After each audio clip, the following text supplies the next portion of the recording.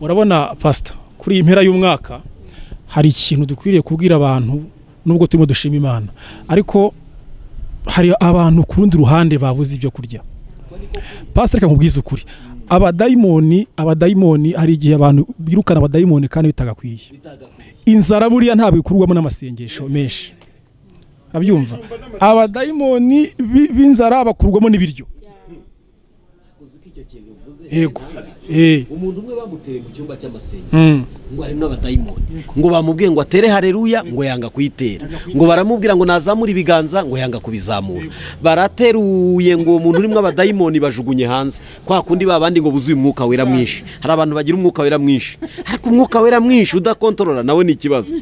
Umuntu ageze hanze arabwira ati ariko mwaretse kumbabaza maze icyumweru ntarya, amaboko nananiwe kuyazamura, no gutera haleluya byananiye, ubuse mwende mwerekwa ndi mubireba ngo narase ngo saba dayimoni. Donc abantu bagira iterabwoba ryo mu binyoma.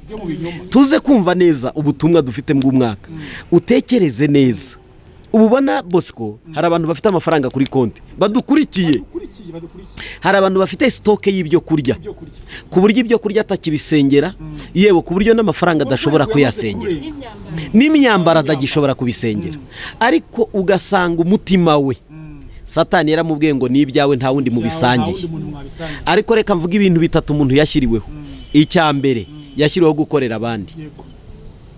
Umuntu namenya ko yashyiriweho gukorera abandi, azaba ageze ku rwego rwo kumenya gukorera Imana.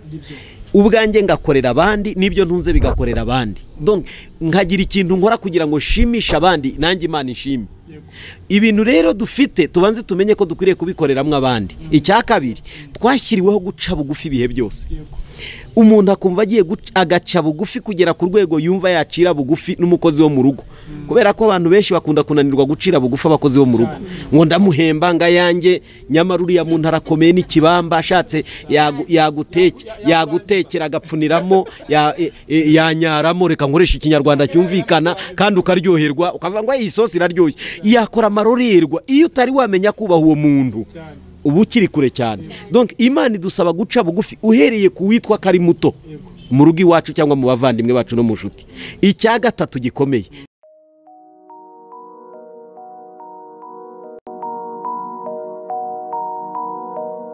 reka mbifuriza umugisha w'Imana mwebwe mwese tugiye kubana muri iki kiganiro kuri televiziyo nshya yitwa Duhumurizanye TV.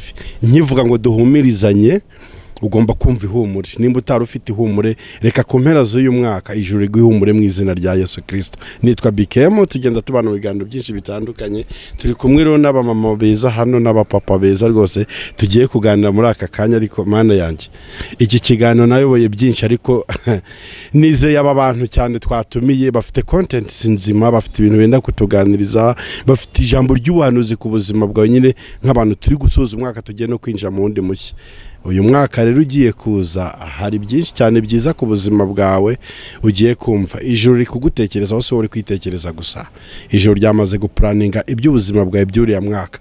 Rero hari n'ibindi abakozi b'Imana batuzaniye ugiye kumva nyine muri iki kiganiro. Ariko reka ntamera kwa kundi nyine ikiganiro nkakikoresha, reka dutangire tubakira, tumenye ngo ni bande turi kumwe. Duhere kuri uyu mugabo uri hano, dusa cyane nubwo njye mutanduza, ariko turasa nimba mumuruzi nsa gutya. Arakoze cyane Bikemo. Nitwa Revera Pasteur Ndorimana Edouard, akaba ari muyobozi wa Duhumurizanye TV. Imana ibaha ndi umushumba shumbye itorero ryitwa Betelehemu rikorera hano ku Kimirongo. Murakoze. Murakoze cyane.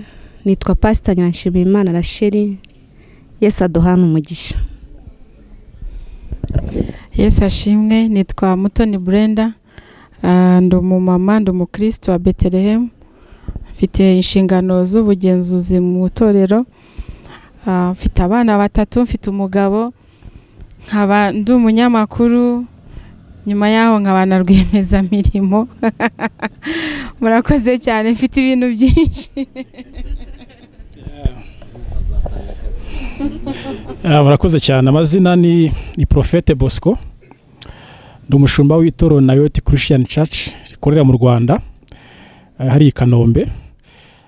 Mfite n'igitangaza amakuru y'ijuru cyitwa Yesu Arakiza TV. Rwose ayo makuru uzayabonaho nujyayo.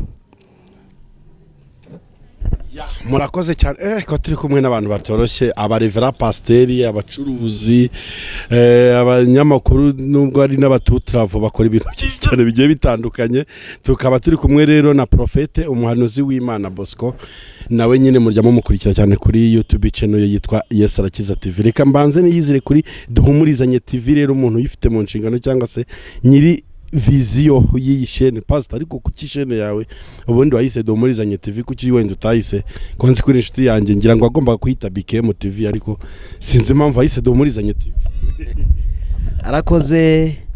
Impamvu ya duhumurizanye TV nuko iyi si yuzuye ibihungabanya abantu. Urwego umuntu yaba ariho urwari rwo rwose ahuramo n'ibimuhungabanya. Ubushobozi umuntu yagira bwose hano kuri iyi si ahura n'ibimuhungabanya. Rero iyo umuntu yahuye n'ibimuhungabanya akenera n'ihumure. Ninde rero ushobora gutanga ihumure ku bantu bose? Ni Imana yonyine.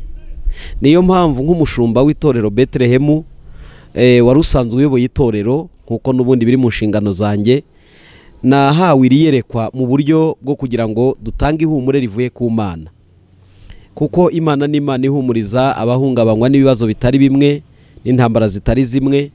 Ni muri ubwo buryo by'umwihariko nkanjye nahuye n'ibimpungabanya kuva mu buto bwanjye. Napfushije mama mureba, pfusha data mureba, mbura abavandimwe, jenoside irabatwara nsigara ndi imfubyi. Nko kwa data wacu umuryango wose w'abantu barenga 10 barapfuye bose, nta numwe usigaye. Twe dusigara turi batatu. Ubupfubyi bwaratugoye kububamo. Ibyari byoroshye. Urugendo rwo kuba imfubyi, urugendo rwo kwiyubaka ukaba umugabo, kaba mfite umugore mureba hano ibumoso bwanjye. Iyo ni madamu. Mbonereho kubivuga nubwo atari yabivuze. Ndatekereza ko hari undi utekereza mu nshingano. Naringize ngo nidekarare hakiri kare. Muri ubwo buryo rero kugira ngo ngeraho nitwa ko mfite uyu mugore n'abana bagera muri 5, ntabwo byari ibintu byoroshye. Imana yakoze umurimo ukomeye wo kunyubaka no kumpumuriza. None irambwira ngo ubwo mwana wanjye nguhumurije ukaba umaze kubakika utagifite guhungabana, genda uhumuriza abandi bari mu bibazo, genda uhumuriza abandi bari guca mu ihungabana nk'iryo wanyuzemo. Ngiyi impamvu ya duhumurizanye TV. Duhumurizanye naho yatangiriye, niyerekwa Imana yatanze kugira ngo abafite ibibazo by'ihungabana cyangwa se bari guhungabanywa n'iyi si tubashe kubabwira ko Imana ihumuriza abari mu bibazo bitari bimwe bakongera bakiyubaka. Ngiyi impamvu BKM. Yes, umugabo w'Imana usobanutse cyane kandi amaze nyine kudusobanurira impamvu yaduhumurizanye. Ngiye ikibazo mbaza ndakibaza madamu wawe kandi amubwiza ukuri. Wamaze gukora subscribe kuri chaîne ya duhumurizanye TV?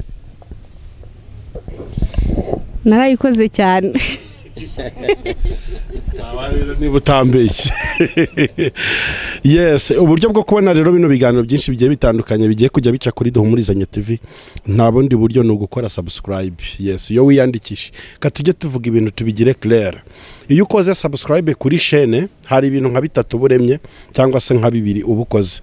Icyambere uba weritse umuntu kumukunda. Kujya kuri chaîne ugakora subscribe ubuvuze ati nshimye ibi bintu ndabikunze ndabishyigikiye, nanjye ndiyandikishije muri iri shuri cyangwa se muri uyu muryango. Kandi gukora subscribe mbibutse ko atari force, ntabwo ari itegeko. Ukore subscribe nimba ubona ibiganiro turi gukora ari byiza bifite umumaro ku buzima bwawe, ukora subscribe. If you are not interesting, don't subscribe. So rero ikindi cya kabiri, iyo ukoze subscribe ubuteje imbere icyo kinyamakuru, uri kukimenyekanisha ku buryo nyine abantu bazajya bagikurikira ari benshi. Rero ni byiza ko tubibwira abantu, kuko ari gihe tubahatira gukora subscribe ntitubabwira impamvu ugasanga murabikora mutwikiza.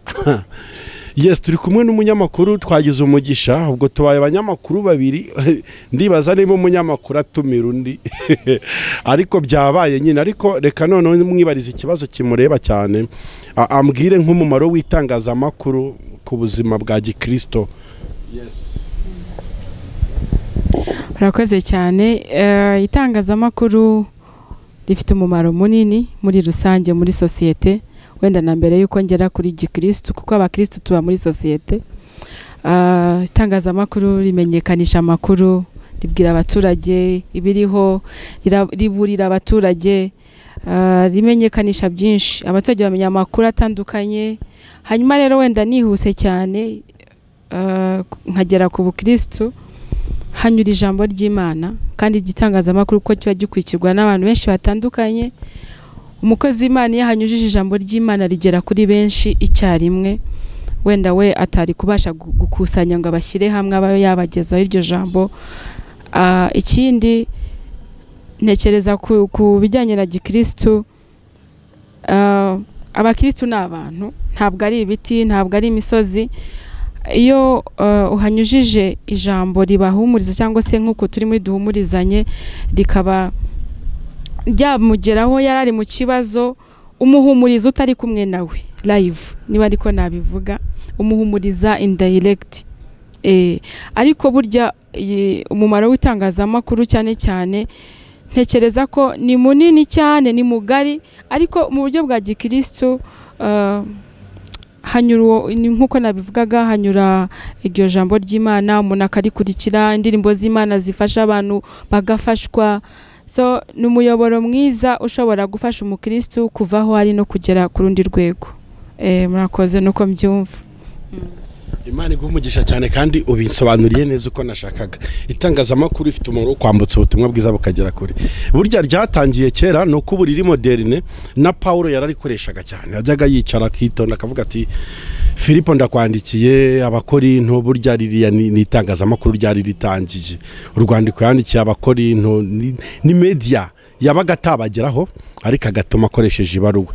Rero niyo mpamvu ubutumwa bwiza kuri YouTube bufite impact ikomeye cyane mu gihe gisa nk'iki, dore ko n'abantu batari kujya gusenga ngo bikunde. Itangazamakuru rifite umumaro mwinshi cyane, wenda iyo yabindi deba, ariko tutirengagije ko rifite n'uburyo rifite n'ukuntu ryikivuga butumwa. Yes, rifite n'ukuntu ryikivuga butumwa, kuko n'ahantu abantu bahawe rugari ngo bahavugira icyo bashaka, kandi ibintu byose abantu bavuga siko bikijijwe. Ariko ibyo wenda ni ibintu tuzaganiraho, ni deba yindi zaza kuri Duhumurizanye TV. Ariko uyu mwanya twebwe twuzuye gushima Imana, twuzuye gushima Imana. Imana yaraturinze muri uyu mwaka umeze nk'umuvumo kuri bamwe. Abantu bibaza nimba ari umwaka bawuburiye izina umwaka w'2020, ariko kandi ari abantu buzuye amashimwe, kandi Bibiliya idusaba gushima Imana. Pastor, koko nawe uvugishije ukuri kwawe ko mu mutima, iki gihe birakwiye ngo dushime? Urakoze cyane Bikemu.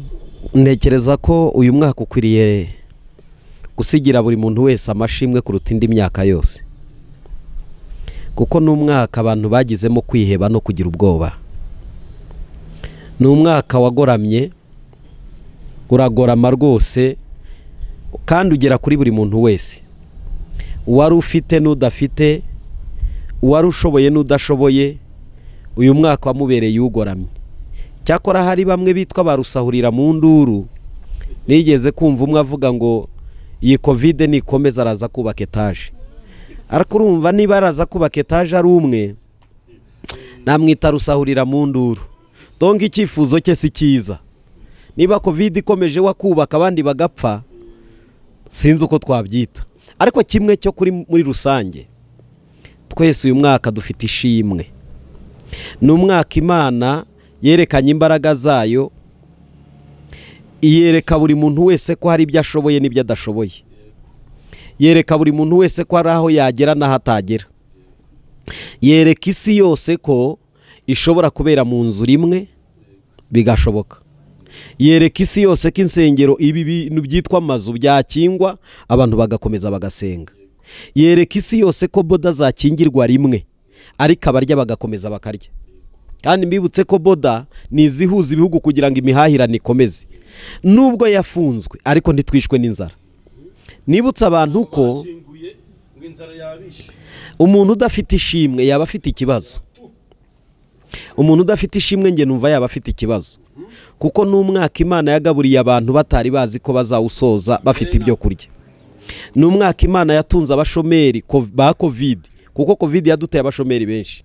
Muri ubwo buryo rero abo bashomeri ari abadukurikiye muri uyu mwanya, ndagira ngo mbabwire nta murambo w'umushomeri ndabona. Baracyarya, baracyanywa, baracyariho. ubuzima buracyakomeje. Si impamvu yatuma tudashima ni iyi. Icya kabiri, uyu mwaka abantu bapfuye ni benshi ku isi yose kuruta indi myaka yose yatambutse. Mbibutse mwese ko hari abantu bapfuyemo bakomeye, nibwo Afurika iyabuze abaperezida benshi muri uyu mwaka bapfuye. Abantu bose bari bafite ubwoba bw'urupfu. Ndashimira Imana ko tuwusoje turi bazima. Ese utashimira Imana ko yariye, ntiyanashimira Imana ko akiri muzima? Numva rero ni umwaka ukwiriye kuremera abantu amashimwe ku rwego rukomeye, kuko umuntu ntashima ko yatunze inzu, ntabwo umuntu ashima ko yatunze imodoka, ahubwo umuntu akwiriye gushima Imana ko yanyuze mu bikomeye, Imana ikabimutambutsamo. Numva muri ubwo buryo rero uyu mwaka ni umwaka wo gushima Imana. Ni umwaka wo gutekereza uburyo narinzwemo, uburyo hari abapfuye nge sinapfa, uburyo hari ibibazo byinshi byagakwiye kuba byarankojeje isoni, ariko nkaba ntari nakorwa n'isoni. Imana ishimwe rero, iyo idusoreje umwaka neza ihabwa icyubahiro. Numva ari umwaka wo gushima Imana. Murakoze. Yes, urumva pasiteri rwose amaze kubivuga ati ahubwo amashimwe niyo gusa, nyine nk'uko nari maze kubivuga. Nawe ufite impamvu zo gushima Imana? Ndazifite cyane, kuko uyu mwaka ni umwaka nabonyemo Imana cyane kurenza, navuga ngo kurenza indi myaka. N'indi myaka nagiye mbona Imana, ariko uyu mwaka by'umwihariko nabonye Imana.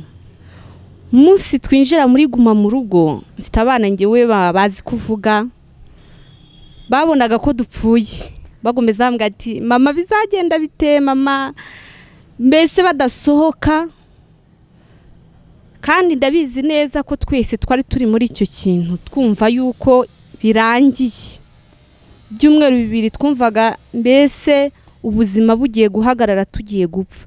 Ariko ndashimira Imana ko twabayeho, turarya, ntitwigeze tubwirirwa, ntitwigeze tuburara, kandi kazi kahagaze.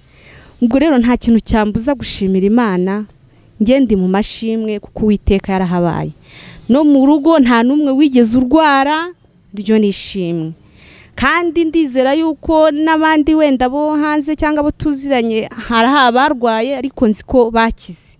Amakuru ndafite kuko hari abarwaye COVID tuziranye barakira. Iryo nishimwe rikomeye rero ryatuma nshimira Imana. Murakoze cyane. Ibyo gushima Imana byo ni byinshi cyane pe. Ngewe nihereyeho ku ruhande rwanjye, shima Imana ko umwaka ngushoje nta muvandimwe wanjye wari warwara corona, cyangwa se ngo nanjye nyirware, kuko ntacyo ndusha abayirwaye. Ariko uburinzi bw'Imana bwambayeho no ku muryango wanjye.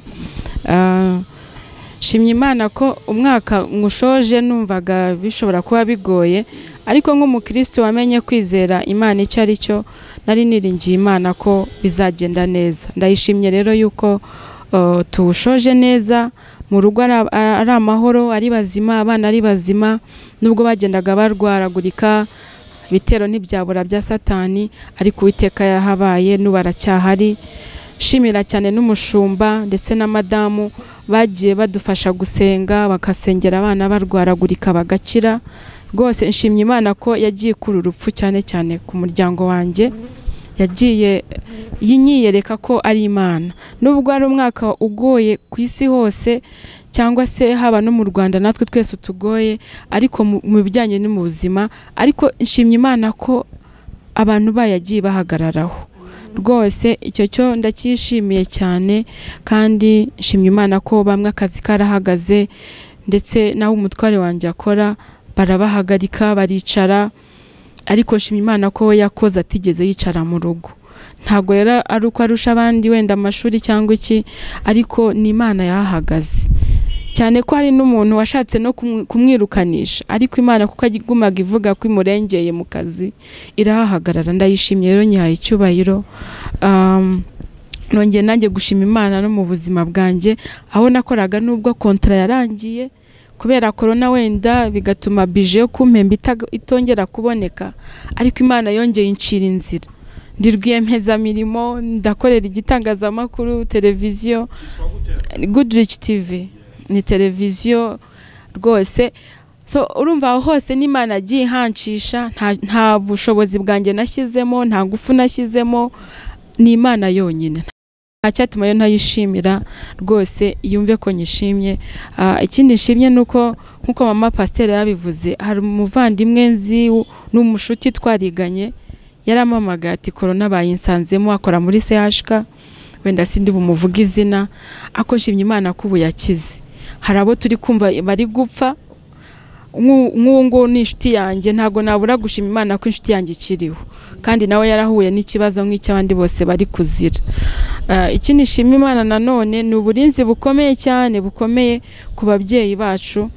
Imana yagiye ishyiraho rwose, ni byinshi Uwiteka agiye ambwira muri uyu mwaka, yumve ko nyishimye ko yabanye nanjye. Murakoze. Biriho byinshi biracyariho ibyatuma tuza imbere y'Imana dushima, nubwo twaba tunyura mu bigeragezo, hari byinshi byatuma dushima. Nimuze nshuti dufatanye tubyumve kimwe birakwiye, ibibazo byose twibaza mu mitima, Imana ibifitiye ibisubizo. Yes. Ishimwe ryanjye ndikubiye muri iyo ndirimbo, numvise iyo ndirimbo izamutse mu mutima wanjye, irimo amagambo akomeye, aravuga ngo biriho byinshi kandi biracyariho, ngo ibyatuma tuza imbere y'Imana dushima. Harimo abantu bamwe na bamwe bagiye batuka Imana bitewe n'uyu mwaka, bamaze kubona COVID-19 yinjiye mu Rwanda, ati Imana yaturetse, Imana yatwibagiwe. Ariko mu by'ukuri twabonye Imana, twabonye Imana buri munota, twabonye Imana buri saha, twabonye Imana buri munsi, twabonye Imana. Niyo mpamvu kuri iyi mpera y'umwaka ururimi rwacu rwuzuye amashimwe, kanwa kacu kuzuye indirimbo zo gushima Imana. Rero birahari byinshi byo gushima Imana. Mu by'ukuri uyu mwaka giyewe harimo ibintu byinshi nagiye nigiramo. N'umwaka nabonye ko Imana yafashe abantu bose ibashyira ku kigero kimwe. Hari igihe wabonaga ukabona umuntu aribwira yuko ari hejuru y'undi, wanabwiriza n'ubutumwa bwiza ubwira abantu ngo bizere Yesu bakabiminimiza ntibabyumve. Ariko mu by'ukuri uyu mwaka wanyigishije uburyo hari umugabo umwe wenyine utarigeze wambara agapfukamunwa, uwo nta wundi ni Yesu Kristo. Mu gihe abandi bose cyane nahoze ndeba uyu muperezida uherutse gutorwa ejo bundi hano witwa Joe Biden hano muri Amerika, umva ngo iki arimo arakora sensibilisation yo kukambara, nawe yihereyeho, urabyumva, agapfukamunwa. Aba perezida b'ibihangange kwambara upfukamunwa n'itegeko. Rero no gukaraba intoki na sanitizer nabyo urabyumva, nabyo n'itegeko. So uyu mwaka rero dukwiriye kuwukura nk'amasomo menshi, ariyo mpamvu twe turahanga dushima Imana. Ndashima Imana yuko mu by'ukuri Imana yafasha abantu bose bashyira ku kigero kimwe. Nukuvuga ngo tumenya ko hejuru y'ubwenge bwacu, hejuru y'imitekerereze yacu, hejuru y'amafaranga tugenda twirukira umunsi ku wundi, hari imbaraga z'Imana. Rero mu by'ukuri mwishimwe ryanjye ntambutsa, ndanashishikariza n'abantu badukurikiye hano kuri Duhumurizanye TV, mu by'ukuri mukomeze mwizere Yesu, mukomeze mumwizeye, mukomeze mumutumbire. Hari umuririmbyi uri indirimbo aravuga ngo Yesu niwe wenyine wo kwizerwa, nta wundi. Ibyiringiro byawe bikure ku bintu, ibyiringiro byawe bishyire ku Mana. So twabonye Imana rero, reka wenda mu magambo make icyo navuga, ndashima Imana. Nuzuye amashimwe ni ku mpera z'umwaka, gutya nta kindi kintu wavuga usibye gushima Imana. Twagiye tubona Imana itunga abakozi b'Imana. Twabayeho pastor, twabayeho ndabyibuka covid ikimara kwinjira, insengero zimaze gufungwa, hari umugabo ntakijijwe yanyandikiye SMS arambwira ngo tugiye kureba akaba pasiteri uko bagiye kubaho. Ariko ndashima Imana ko hari igihe abantu baduha iminsi, badushyiraho iminsi, Imana ikadushyiraho imyaka.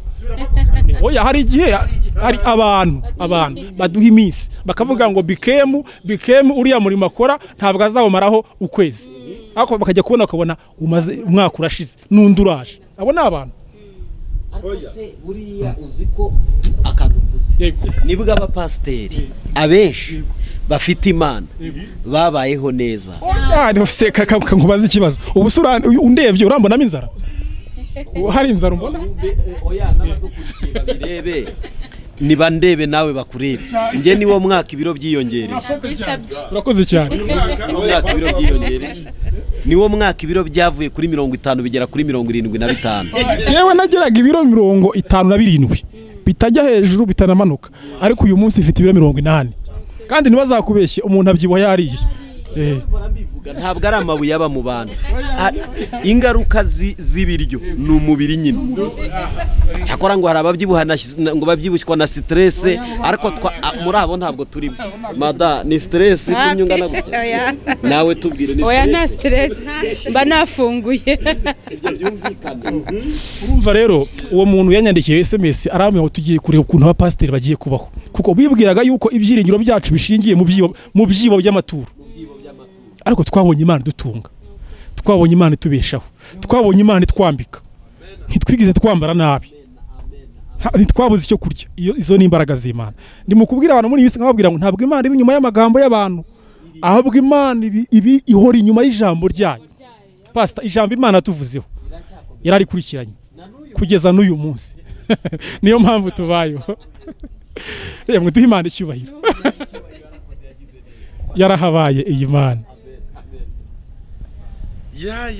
ya murabyumva nyine ko aba bantu b'Imana umunyamakuru rwose ngo hari akashaka kongeraho ndashimye Imana mu buryo buri vaste cyangwa se ariko njyewe nubwo ari umwaka wenda nkuko nabivuze wabayemo ibibazo hako n'umwaka mfitemo amashimwe sinkigenda n'amaguru Imana yanyihereye imodoka umushumba wanjye ahoraga ayimpanurira Imana yarayimpaye muri uyu mwaka muri uku kwezi kwa 12 turo turasoza n'ikibanza muri Kigali ntabwo ari mu ntara use nabuzwa n'iki gushima Imana ntabwo nshobora kureka kuvuga imirimo yayo oya irahari dore iri nushaka kuyifotore irahari bakaba ngo ni ibyuka oya ntabwo ari ibyuka nukuri ntabwo nyije muri reba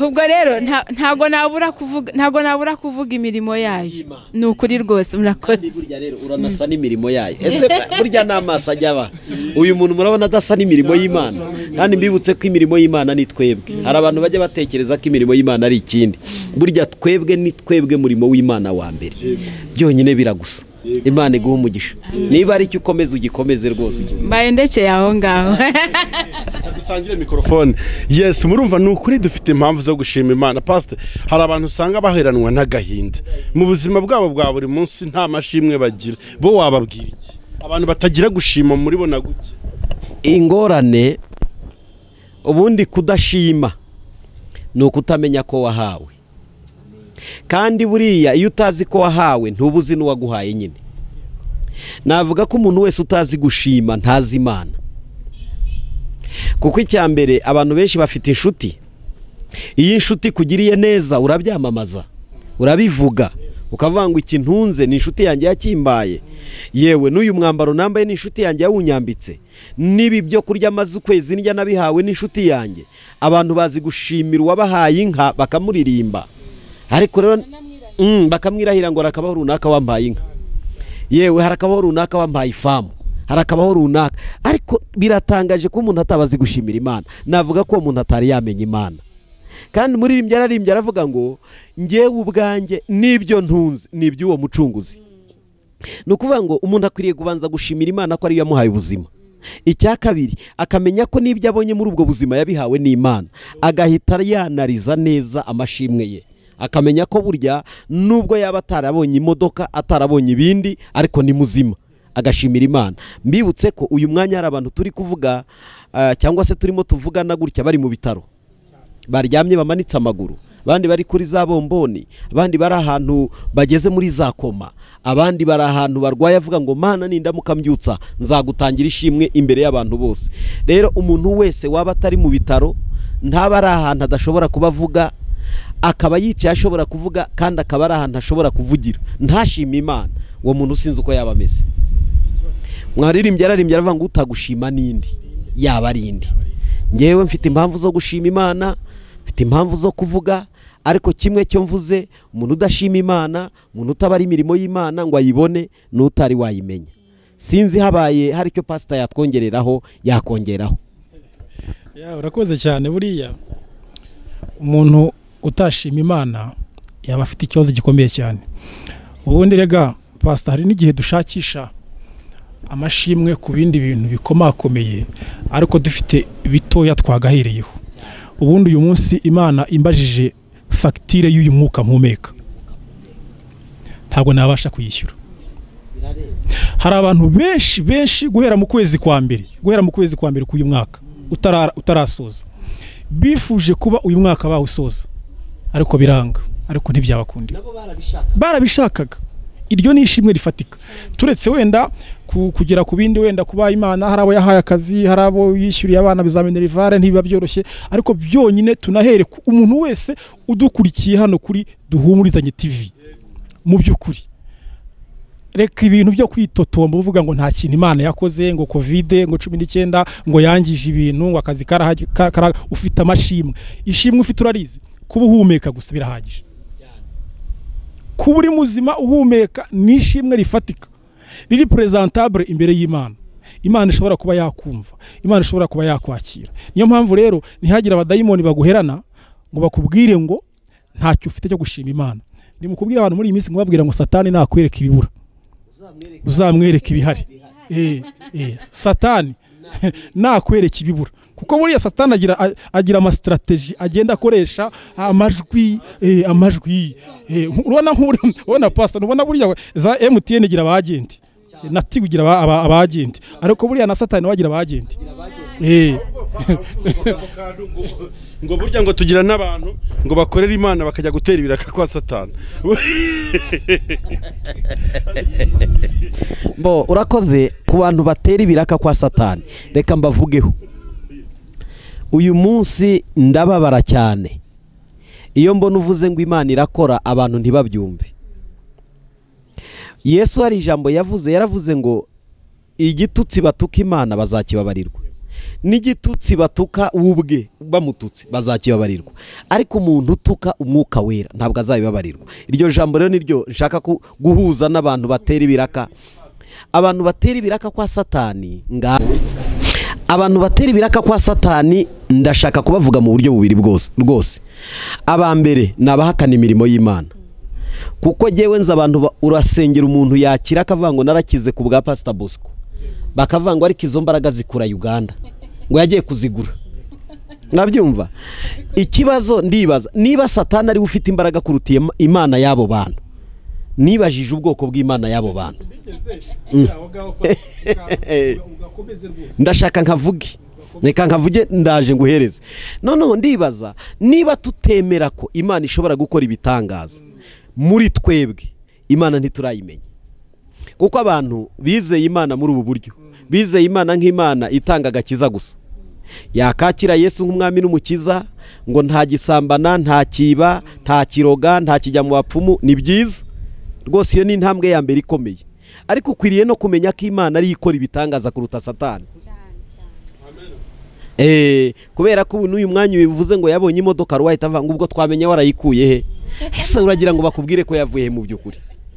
Ubwo kandi nuvuga ngo yagiye gushikisha mu bapfumu no mu barozi, arahita abyemera. Donc abantu ba mbere babi batera ibiraka kwa Satani ni abantu bakunda kubona ko imbaraga z'Imana n'ibikorwa Imana yakoze babyitirira imirimo ya Satani.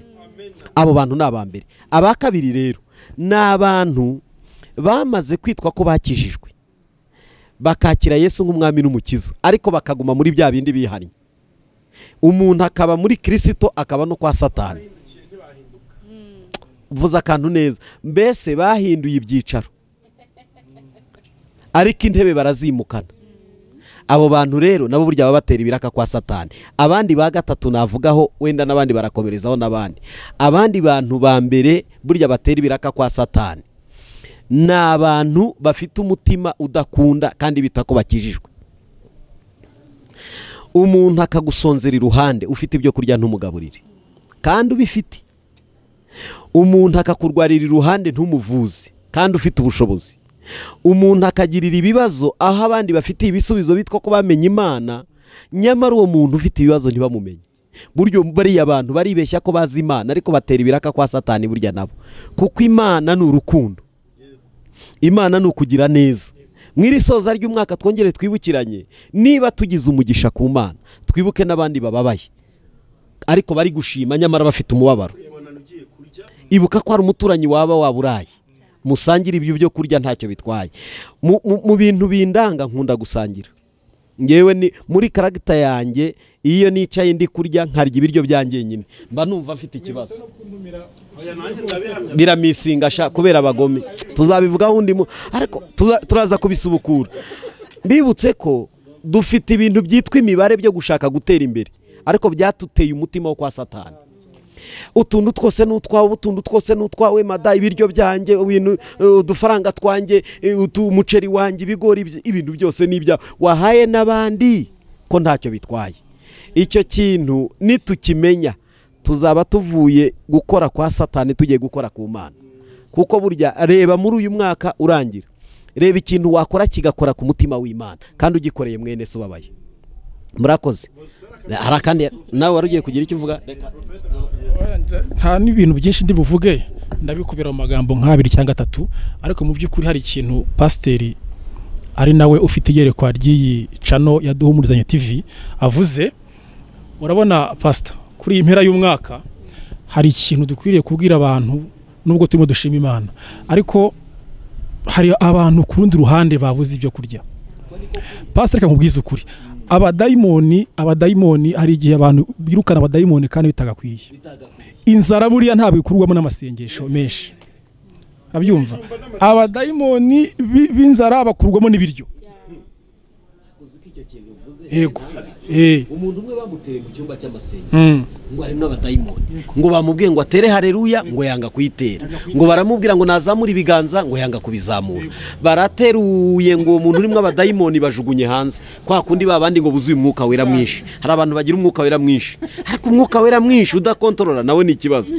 Umuntu ageze hanze arabwira ati ariko mwaretse kumbabaza, maze icyumweru ntarya, amaboko nananiwe kuyazamura, no gutera haleluya byananiye. Ubu se mwende mwerekwa ndi mubireba ngo narase ngo gusaba dayimoni. Donc abantu bagira iterabwoba ryo mu binyoma. Tuze kumva neza ubutumwa dufite mu mwaka, utekereze neza. Ububona Bosco, hari abantu bafite amafaranga kuri konti badukurikiye, hari abantu bafite stoke y'ibyo kurya ku buryo ibyo kurya atakibisengera, yewe ku buryo n'amafaranga adashobora kuyasengera, n'imyambaro adagishobora kubisengera. Ariko ugasanga umutima we Satani yaramubwiye ngo n'ibyawe nta wundi mu bisangiye. Ariko reka mvuga ibintu bitatu umuntu yashyiriweho. Icya mbere, yashyiriweho gukorera abandi.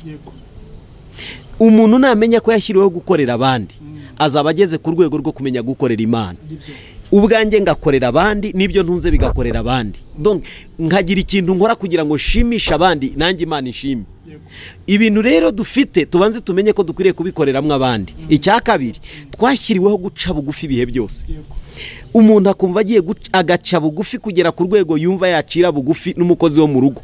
Kubera ko abantu benshi bakunda kunanirwa gucira bugufi abakozi bo mu rugo, ngo ndamuhemba nga yanjye, nyamara uriya muntu arakomeye n'ikibamba, ashatse yagutekera agapfuniramo, yanyaramo, reka nkoresha ikinyarwanda cyumvikana kandi ukaryoherwa, ukavuga ngo iyi sosi iraryoshye. Yakora amarorerwa. Iyo utari wamenya kubaha uwo muntu ubu kiri kure cyane. Donc Imana idusaba guca bugufi uhereye ku witwa kari muto mu rugo iwacu cyangwa mu bavandimwe bacu no mu nshuti.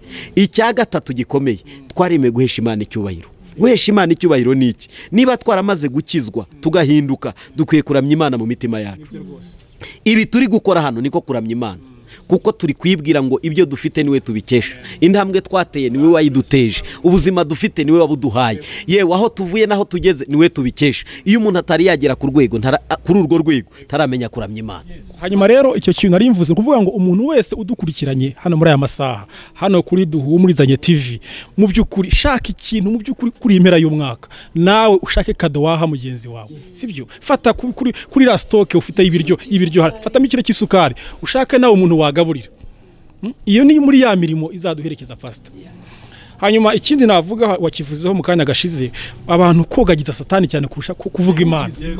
Sinzayivuga rero. Urana muri iyi minsi Bose kuvuza kandi ko turakomeza gumana mikrofone. Ndagira ngo mbabwire hari kimwe njya mpfa n'abantu. Ariko pastor ngo akunda kuvuga ngo Imana igira neza cyane ngo ntavuge ngo bari abanyabyaha. Reka nkubwire ntabwo abanyabyaha ari uko batazi ibyaha barimo. Ndagira ngo mbabwire ntabwo abantu bari mu byaha batazi. Negative. Ibyaha byanditse mu mitima, gukiranuka kuri mu mitima. Umuntu ashatse yahitamo kuba mu byaha no kubihitamo, kuba mu gukiranuka no kubihitamo. Rero kwanga guhitamo kuba mu gukiranuka suko atamenye ijambo ry'Imana. Ariko abantu benshi bakunda kwamamaza imirimo ya Satani kuruta kwamamaza y'Imana. Dore ivuga butumwa ryanjye uko riteye. Mvuga kuvayo n'ingaruka nziza uzabona uvuyeyo. Ibintu rero tuza kuvuga bwoko bw'Imana turi kubabwira. Mwe gutekereza kuba tutavuza abantu baguye. Suko tutazi ko baguye. Ariko nta mpamvu yo kubatindaho. Ariko mujye munareba uko ibihugu biteye. Wiri uvuga abanzi birirwa ngo abanzi ngo bateye u Rwanda ngo barakomeye ngo bafite imbaraga ngo bafite amaboko maremare bakubwira tufite Satani.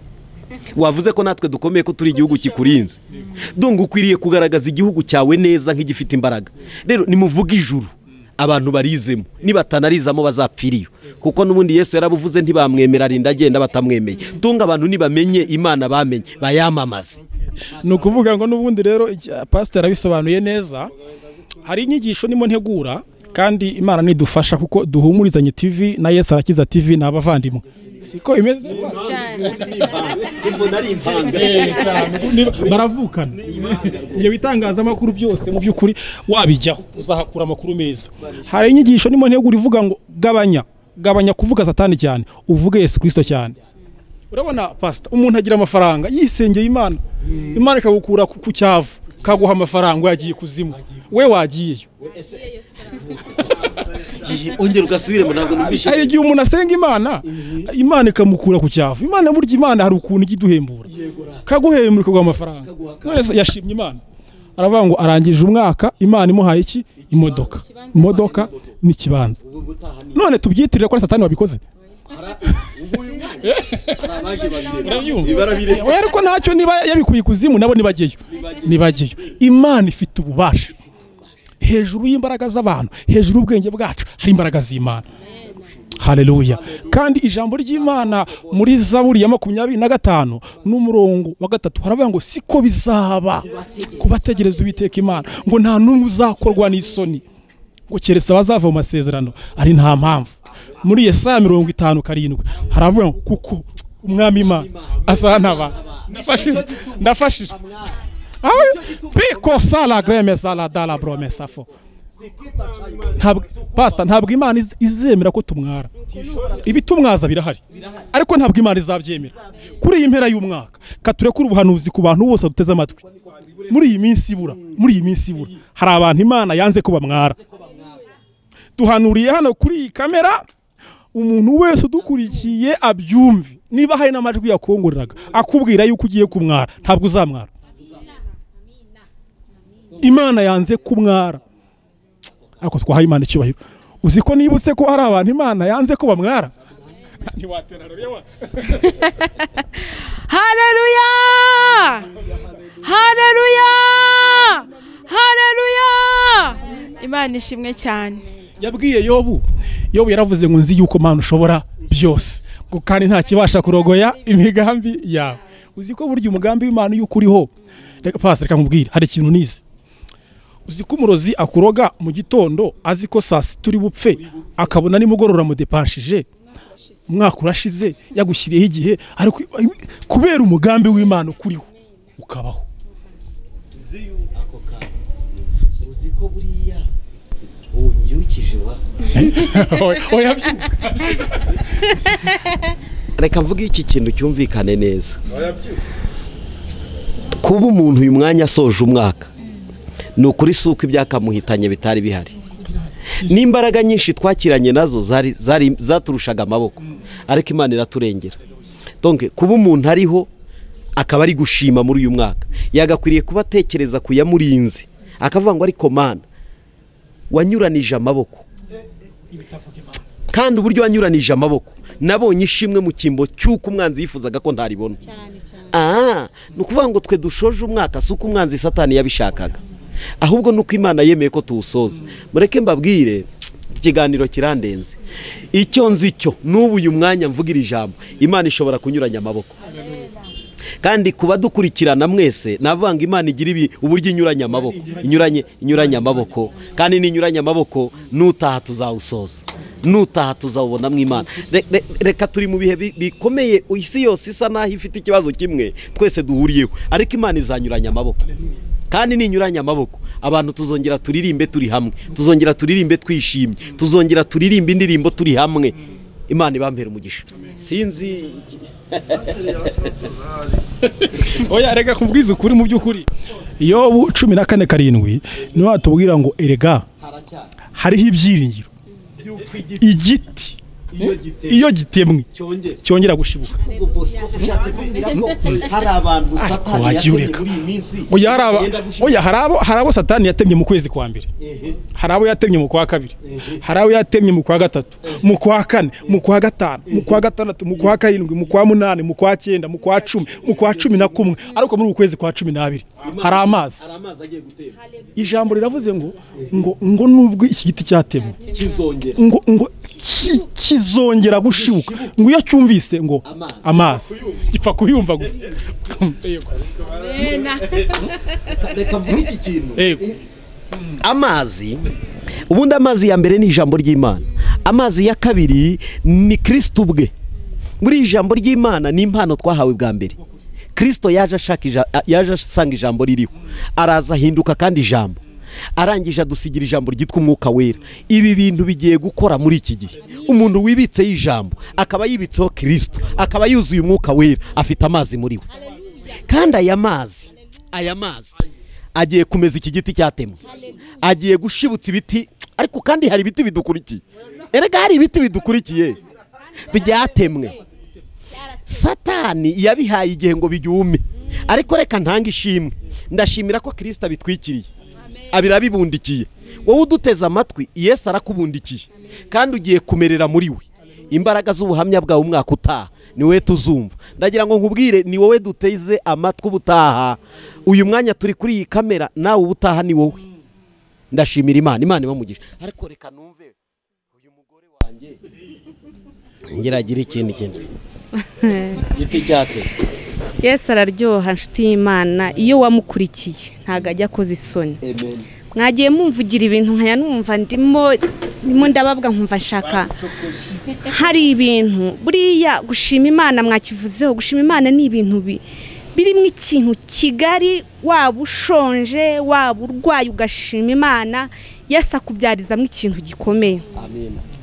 Ngiye ubu mureba ahangaha nigeze ngira ubuzima bwiza, ntura mu nzu yanjye muri Kigali, biragenda byose bishiraho, mfite amadepo y'imiceri n'imisukari bishiraho biragenda, nsigara ntunzwe n'Uwiteka gusa. Reka mbivuge gutyo.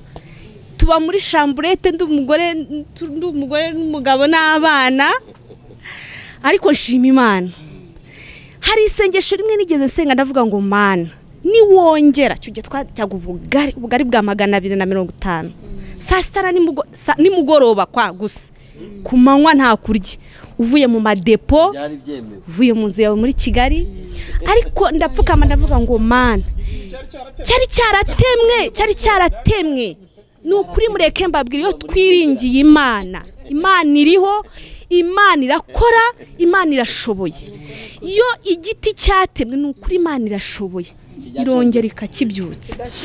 Twabaye muri ndavuga ngo Mana niwongera kumpa umuceri nkaburya bya biro 2 byinjiye mu nzu, nkongera nkabona nanjye mfite ibiro birenze 2 by'umuceri mu nzu, ntago nzigera mbimara. Ndahayeho umuntu mpiga neza.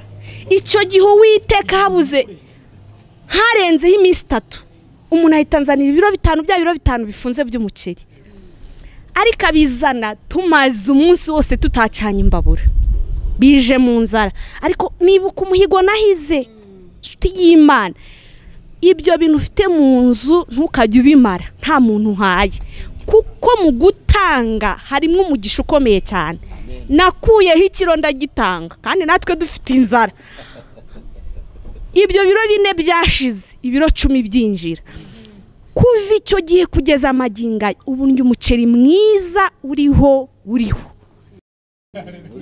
muri numero ya mbe mbese umuceri mwiza ubaho niwo njya mvuye hahandi kubera imbaraga z'Imana. Ariko icyo kintu nahize n'amaginga sinjya mbura kudakuraho icyacu cy'umuceri, kuko Imana yarambwiye ngo icyo cyacu cy'umuceri ukuyeho nicyo kizagituma wa undi mwiza wongera ukinjira. Ndashimira Imana rero ikura ahantu twabaye muri chambrette, nshima Imana tujya mu byumba 2 nshima Imana tujya muri 3 nshima Imana tugeze mu byumba 3 ni Imana yambwiye nshimye Imana sinzabyibagirwa. Nshuti Imana gushima Imana harimo ikintu gikomeye cyane.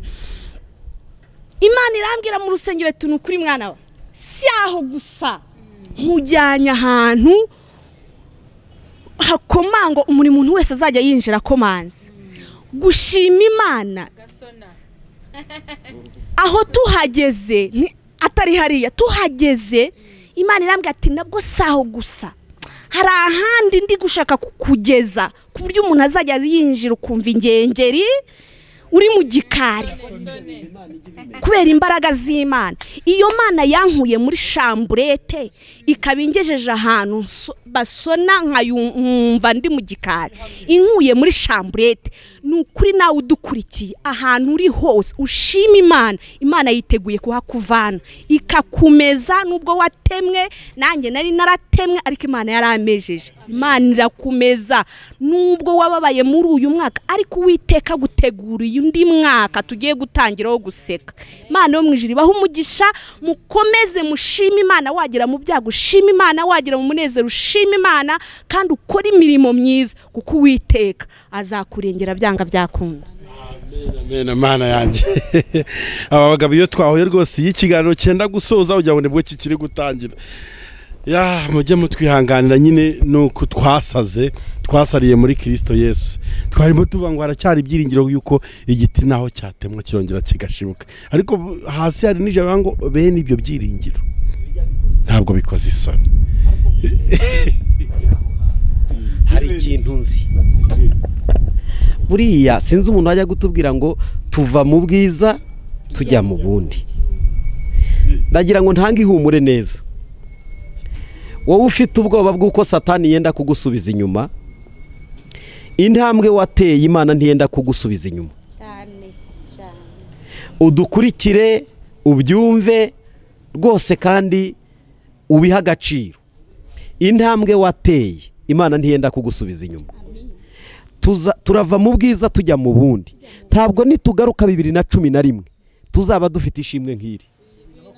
2021 murakoze sorry 2021 ntabwo tuzaba dufite ishimwe nk'iri. Turizera tudashidikanya ko hari indi ntambwe Imana izaba yaduteje. Ubundi Imana iduha gutera intambwe imwe ikaduhisha iya kabiri kugira ngo dukomeze tuyishake. Intambwe yaguteje rero hari iya kabiri hishwe. Komeza ushaka Imana, komeza wegera Imana. Hari intambwe ihishwe utazi kuko turava mu bwiza tujya mu bundi. Witekereza rero ko wenda gusubira inyuma. Niba unafite ubwoba, telefone zacu zirahari, uzaduhamagare tugusengere. Nubona ibyo tuvuga ari ikinyoma uzamenye ko tudafite Imana muri twebwe, kuko dufite Imana ivuga. Uyu munsi ndi umuhanuzi, nubwo uyu mwanya ntari gukoresha impano yo guhanura, ariko n'ubundi nanahanuye mu magambo navuze. Buri ijambo nohereje n'ubuhanuzi. Ariko icyo nenda kukubwira cyo, intambwe Imana yaguteje ntabwo izamisinga ngo isubire hasi. Ukomeze wizera Imana, ukomeze usenga Imana. Ndabizi ko haracyariho ibyiringiro by'uko Imana izaguteza indi ntambwe. Amen. Yes pastor nyine atubwiye ijambo risa naho ritwerekeza nyine no ku musozo w'ikiganiro cyacu. Ndagira ngo rero mbere yuko dusoza muraza no kuduha nimero za contact za Duhumurizanye TV. Abantu bakurikiyeho iki kiganiro bashobora kubabonaho nyine, kuko haba harimo abantu bashaka gukurikirana, kumenya, kugisha inama, gusengerwa n'ibindi byinshi bitandukanye. Rero mbere yuko twegera aho ngaho kugira ngo pastor aza no kudusengera Imana, ngiye guha buri muntu wese umunota umwe gusa kugira ngo atange ijambo ry'umwaka riherekeza abantu b'Imana muri 2021. Duhereye kuri Prophet Boss. Urakoze cyane mukozi Imana bikemu. Ijambo nahereza buri muntu wese ukurikiranye hano iki kiganiro cyiza dukoze hano kuri Duhumurizanye TV, nguhaye ijambo n'ubundi narigarutse umwanya ushize, riri muri Zaburi ya 25 uhereye ku murongo wa 3, havuze ngo siko bizaba ku bategereza Uwiteka Imana, ibyiringiro byawe ubikomeze. Yobu niwe wageze mu bikomeye, aravuga ngo nubwo ndi muri ubu buzima ariko gukiranuka kwanjye ndagukomeje. Komeza kubaha Imana, komeza gutinya Imana, komeza kwiringira Imana. Vana amaso yawe ku bantu, amaso yawe uyahange Uwiteka Imana. Hari umuririmbyi waririmbye indirimbo yuzuye umwuka wera, araririmba aravuga ngo mu kiyaga bari hagati, mu gatondo kare kare, Yesu afatiyo hakurya n'abigishwa biwe. Hari ikindi gitoro kivuga ngo natwe turi mu kiyaga cy'ibibazo n'ingorane, tumbira Yesu wenyine niwe gisubizo, tumbira Yesu, tumbira. Turavuga ishimwe ryawe, turavuga imbaraga, turavuga imirimo iyo abiringiye abantu barabahemukira, ndetse babahanga amaso bakabakoza. Wowe nujya uhemuka kandi nukoza isoni, habwa ikuzo Mana yacu kuko urabikwiriye. Komeza kwiringira Imana, komeza kwizera Imana, uhagarare muri iyo ndirimbo iravuga ngo abiringiye abana b'abantu barabahemukira, ariko ndakwifuriza muri 2021 ukomeze kwiringira Imana. God bless you. Ijambo nge nabwira abadukurikiye bose umwaka bagomba kugenderaho no kwizera Imana mbere ya byose. Mbere yo kwizera so wanyu cyangwa n'umubyeyi wawe, menya ko we haraho agera kananirwa, ariko Imana ntijinanirwa. So mukomeze mwizera Imana cyane cyane, nicyo nge nababwira. Kandi ibyiringiro byanyu mubihana kwa amaso yanyu muyahange Uwiteka wenyine. Murakoze. Nta kindi nanjye no kwiringira Imana no kuyizera. Mpagaze muri rya jambo Yesu yabwiye Abisirayeli ababwira ngo nimuca mu mazi ntazabatembana, nimuca no mu muriro ntimuzashye. Birashoboka ko ushobora guca mu mazi cyangwa ugaca mu muriro. Muri iyi si turacyarimo kandi dufashe igihe mu ntambara, ariko isezerano Imana iguhaye aka kanya nuko ibyo byose nubicamo ntago bizagutembana. Nugomeza kwizera Imana, nitugomeza mu mwanya wo kwiringira Imana no kuyiba hafi. Ibitugora n'ibiturwanya ni byinshi, ariko Uwiteka agenda bidukiza muri byose. Ugomeze uyiringire, uyizere, Yesu azabana nawe. Urakoze cyane. Murakoze. Reka nshimire abantu mwese mwagize uruhare rwo kutuba hafi. Ibi dukora kugira ngo iyi chano yacu ikore n'inkunga ziva mu bandi kugira ngo tubashe gukora ibi biganiro. Turabashimiye mwese abantu mushobora kuba mukoreshwa n'umwuka kugira ngo mutere inkunga iyi sheni ya Duhumurizanye TV. Kandi by'umwihariko ngaruke ku bantu batubaye hafi muri iki gihe cya COVID-19. Navuga ngo hari abantu aya mashimwe tuvuga Imana yakoresheje kugira ngo tubashe kuyavuga. Turabashimiye mwese. Mbibutse ko pasiteri kugira ngo abeho hari abantu Imana ikoresha akabaho. Mbibutse kugira ngo abari heza hari abantu Imana ikoresha kugira ngo bigende neza. Mwese abi Imana yakoresheje kugira ngo uyu mwanya tube tuvuga aya mashimwe, turabazirikana, turabasengera, turabibuka mwisoza ry'umwaka. Imana ibaduhera umugisha. Muzakomeze mwumvire ijwi ry'umwuka wera, muzakomeze mukoreshwe n'Imana, ntimugacogore, nimutagwa isari muzasarura. Imana ibaha umugisha. Rero navuga ngo twasoza dusenga. Mana turagushimiye, tugushimiye kubw'imirimo itangaje wadukoreye, tugushimiye kubw'uyu mwanya w'amashimwe dutambukije mu isoza ry'umwaka. Bosi ikakuvuza uko yakubonye, Mama Blessing akuvuza uko yakubonye, Mama Wiri na Papa Wiri tukuvuza uko twakubonye.